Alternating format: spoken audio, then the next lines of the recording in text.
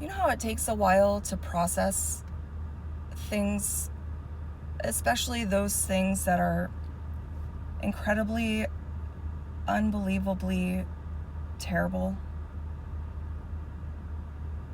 I've posted a few videos over the last couple of days in regards to the things people have been posting about the floods in Texas. And I know that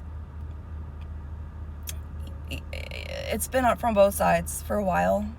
And I know that, when I suggested that maybe we shouldn't say horrible things to people, to our fellow Americans during a time of grief and loss, everyone wanted to jump into the comment section and remind me about the Los Angeles fires. And yeah, that was bad. There was a lot of, God's punishment.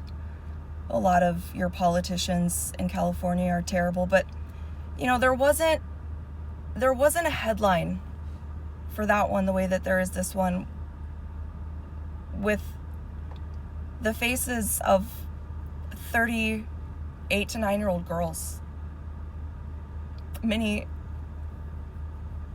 that have already been lost. And at this point, if they're missing, like what?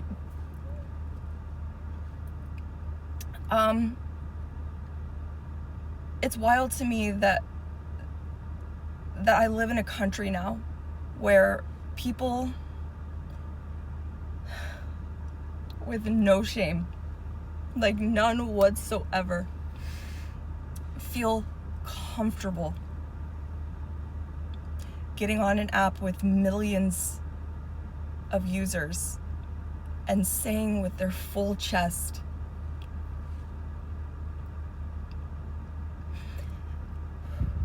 that they don't care, that they have no sympathy because of how their parents may have voted.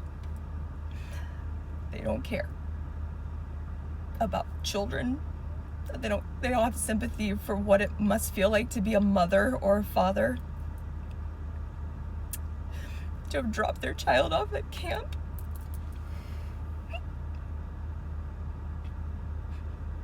and never be able to pick them up again. When I was a little girl in middle school, I was obsessed with the Holocaust. Not in like a excited way, but when it was history fair, that's what I would always do my history project on, and I was always so fascinated, but also very confused on how they could have convinced a bunch of men to round up and systematically slaughter people in their own country just for being Jewish, just for believing in a different faith than them. And it just, as a 12, 13-year-old child, I couldn't fathom, I couldn't understand, at all. And although I've known for a long time about the Israeli-Palestinian issue, whatever you want to call it, it's really been in the last year and a half that I'm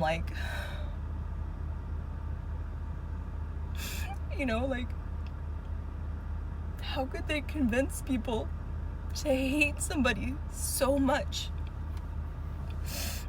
that they would be okay with just murdering all their kids? I don't understand. My little heart just doesn't fucking understand. And there's been days where I want to hate everybody in the IDF, but then I have to remind myself how strong propaganda is. And you're starting to hear stories about some of them coming back with PTSD. I think one set themselves on fire last week, and I have sympathy even for them sometimes, because I know how strong propaganda is. And I feel like they weren't born that way. They were trained to be that way. There's no excuse. but that's how pure my heart is. And then I wonder again, you know, just like I did when I was 12 and 13, how could that happen? And now, this week, I see people saying that they don't care and they have no sympathy for their fellow Americans, for their fellow human who just lost a child. And I'm still confused and I still don't know how we got here. But I am so sad and terrified that we did get here. Like, they did it. They got us here. That should scare a lot of you. That should terrify a lot of you. I mean, we're not that far off. If this many of us are comfortable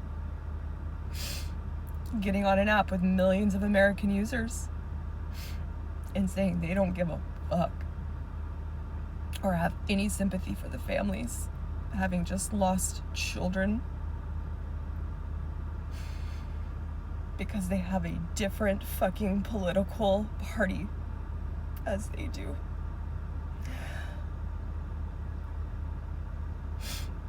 Anything could happen here. We are not that far off.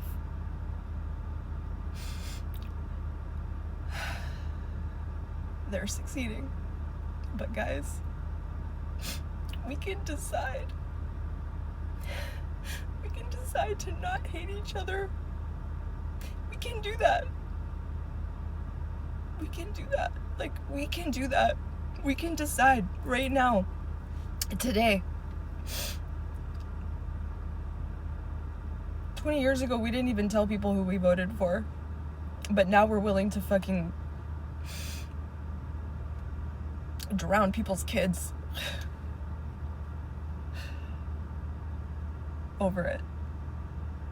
Or at least not have compassion for when it happens.